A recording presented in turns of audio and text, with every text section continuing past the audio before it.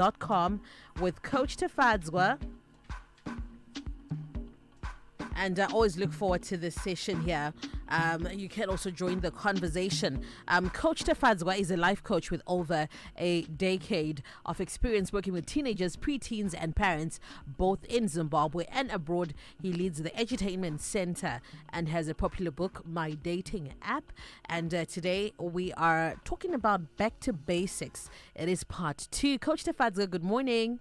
Good morning. How are you doing today? I'm good. How are you doing yourself? I'm excellent. Wonderful. So maybe a quick recap of Back to Basics, and then we carry on from where we left last week. Yeah, so last week we started a topic on Back to Basics, where we were just talking about the basic life skills that every child needs to be taught. And we talked about the importance of taking responsibility, just teaching our children to do their bed, to clean after themselves, respect and things like that. So today we're continuing and we're looking at one specific aspect, and that is communication. Communication is very important.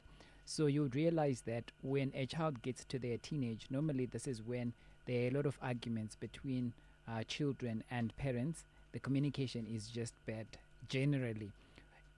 Teenagers complain that their parents are too preachy. They always want to give lectures, and the lectures are never ending. That's the complaint that normally comes from teenagers. And then from the parents' end, parents complain that teenagers are tight-lipped. They don't want to share any information. They've now mastered the skill of over-summarizing information. It was okay. Yeah, it was okay. And that's it. And you've asked about how school was. They've been away for 3 months, and it's all summarized, and it was okay. So it's important for us to teach our children to communicate, and teaching is not just theoretical, where we're telling them that this is how you're supposed to communicate, but you also as a parent are supposed to model. So today I'm going to be talking about how to effectively communicate with your teenagers, and I'm talking mainly to parents because teenagers, most of them right now, are in school. So it is you who are listening, and you can do something about the communication. So the first thing here that I'll talk about, which is important, is you need to teach and model the right language. So when we're talking about language, I'm not talking about languages as in Shona and Ndebele, but I'm talking about the words. Is it respectful language? Is it language that is rude? That's what I'm talking about. So, often we hear this arguments or this discussions about kwaunogara, kuti sometimes the only main consideration is the economic side of things. But there are also other aspects that we sometimes do not look into. So for example, the culture and the language that your child is going to learn. So there are certain neighborhoods, there are certain places, if your child is born there and raised within that community, pane language anotopika. There are certain people who are just rude because of the environment that they actually grew up in. There are certain people who are rude or who use certain type of language because of the school environment that they were raised in, especially in their formative years. And sometimes we nurture or encourage bad language in the name of just wanting to laugh and enjoy. Wakambona kufara kunoita vanhu kana kuti kuseka kunoita vanhu when a 3-year-old maybe uses a curse word, or maybe they say something atuka munhu, and then and we're encouraging that. Exactly. And so what we do not realize is at a certain point when they are now older, we are communicating with them because this is now part of their language. It's now in them. They're going to say it to us, or they're going to say it to someone. And now this is when we want to correct. But what we don't realize is we actually invested in that bad language. So sometimes a child is picking the wrong language from the environment that they are in, that we've exposed them to. And then also sometimes they pick bad language from us as parents. So maybe you're not speaking directly to the child, but the child is speaking that language and now understands, okay, so when you're emotional, when you don't feel good, when somebody has rubbed you the wrong way, these are the words that you use. This is what you say to them. So they're learning. So it's important to watch what we say. Of course, because you're now an adult, maybe there are certain things that you've already learned and it's difficult to unlearn. But you can sometimes then sit your child down and explain to them that I've said this but this is not it. Of course, it takes a lot of humility, and it's unlike most black parents. No, what I've done is wrong. Do not follow that example. We want to sugarcoat everything that we did. Have you seen how people describe their past experiences at school, including the bad ones? They always portray themselves as the main actor, like Ndoangawane Yese, even when they're talking about Niskanzwa. So it's important to point out, yes, I might have been the main actor, but these aspects of my character or these things that I used to say or do are not right, and I don't expect you to do that, because I want you to be better than me as your parent. So language is important. I've come to learn that you can never give what you do not have. So sometimes there are things we say and then we say, of course wangawatsama, but you had to have those words in you for them to come out at this particular juncture. Yes, yeah. If they were not in you, no matter how you're feeling, you're never going to say it. That there are certain words that never come out of my mouth because of the way that I was trained by my mom. She was very strict. Same. So whatever happens, you're just not going to say certain things. So this is important for us to teach children, because partners when it's my teens, they were learning all this and banking them. Now that they are at a point where they are about to be adults, they feel like now it's okay for me to withdraw from the deposit, from those bad words that I had in my heart. So it's important when they're still children, we make sure we teach them the right thing. And then there's also non-verbal communication. So there are things that we do. For example, the kissing teeth thing, tatting, kuridza tsamwa. Sometimes we teach children those things also. And then when they are trying them out, it's fun, but they've already learned it and it's part of them. There are some people who never do that. Like, for example, I don't remember at any given time when I had to do that, if it's not joking and I'm trying to imitate someone. But it's not part of my even non-verbal language. So once again, it's something that you need to teach your children. And then there's something like, there's also silent treatment. I think it's important for us not to teach our children to be mean for whatever reason to other people, to teach our children to be respectful and never to intentionally hate someone. Because silent treatment, you're trying to get your message across by hurting someone. If you've ever been around somebody, I go but a silent treatment, especially one who has authority over you, you know how hurtful it is. Exactly. You would rather they tell you something and they explain what's going on. But there are some people who can go on even for a week. Apana askutaura ukataura joke, akaonota akuseka anotozvidza kuti no, I'm not supposed to. This is not supposed to be funny. So whilst we are doing that, maybe to our younger sister or to somebody we live with, we are unintentionally teaching that to our children.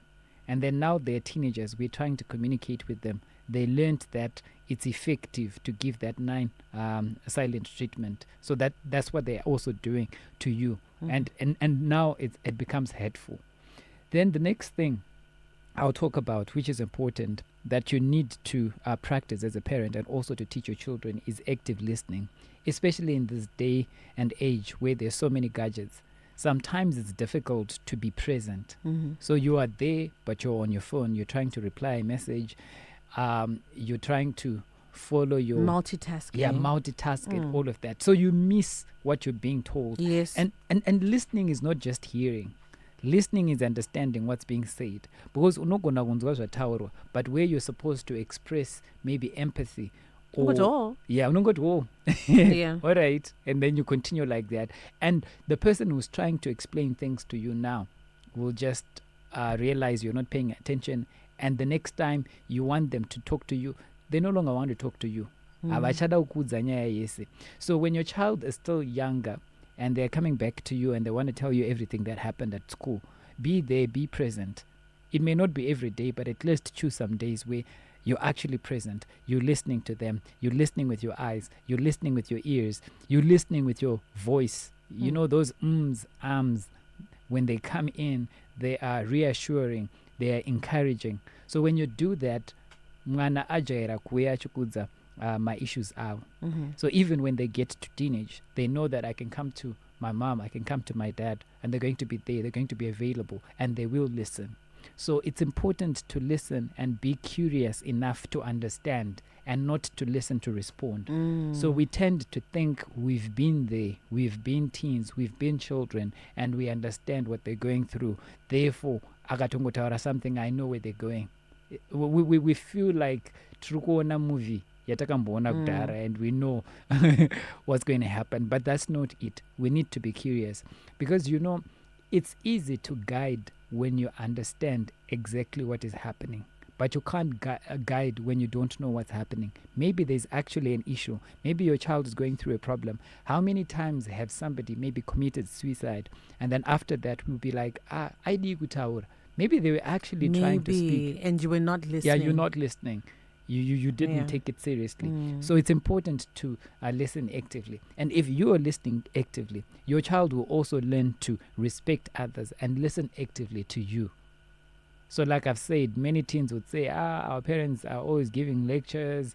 And I tell this to them. I tell them that generally parents love to give lectures. But if at all during the lecture you show that you are not paying attention, then the lecture is going to be longer. It's going to be longer. Yeah. So they continue. Yeah. And then for teens, if you don't listen, because they do not have the power to continue speaking and speak over you, they will just shut up. So it's the opposite. Yeah, it is the opposite. They will now not speak. So active listening is important. And then the next thing here, it's important to set and communicate clear ground rules. So do not be ambiguous, especially in this generation. Kudza mwana kuti ugodzoka nguva inoremekedzekawo, nguva inoratidza kuti une hunhu. When you say that to this generation, they don't even understand what you mean. So am I supposed to be back at 7, 8, whatever? And then they come back at a certain time and they don't even know anything. I was listening to this story that somebody was telling me. So it was an Ama 2K. She'd been recently married. So she calls the husband around 10 and she says, party chiri, would you please come pick me up? And then the husband is like, 10 anyway, you'll find your way back home. But but then because the Ama 2K is having fun at the party, she's like, okay, cool, I think my friend would actually drop me back at home. And then so she then goes back home I think it was 12 and she's like, hey baby, you must have been there, we really had fun, next time I'll make sure we don't leave. And she didn't even know like what her problem was. What's going on? Exactly. Yeah. So it's important to communicate clearly so that a child knows, okay, these are the rules. And on that, I think I've said this before, there's a principle. Make sure you speak softly, but carry a big stick. So what that basically means is be gentle in how you talk, but when it comes to action, be firm and assertive. So sometimes we say, I don't know if you've done this before. Ivaipapo, ndakupa last warning. Then mwana anakuva. Ivaipapo, this is the last warning. So when you are shouting and you're repeating the thing and you're not taking action, so you are training your child to disrespect you. You'd rather say, no, ivaipapo, I don't want to see you there. The next time aramba aripapo, you take action. So they know that, yes, we talk gently, but we make sure what needs to be done is done, rather than kuwanza mtauro and we're not doing anything. So at the end of the day, mwana anongoziva kuti tinongopopoterwa, vachazongonyarara kana vaita se kana vaneta, and it's not going to make much impact in their lives at the end of the day. Just looking at the time. Oh, yeah. I think my time is up. So I'll give my WhatsApp number before I go. My WhatsApp number is 0773 606 728. 0773 606 728. Thank you so much, Coach Tafadzwa. Always an insightful session here. We were also live on Facebook. You can go watch and share with someone as well. Star FM. Check your time with mine. 11 o'clock. Time for the news. This is Zimpepa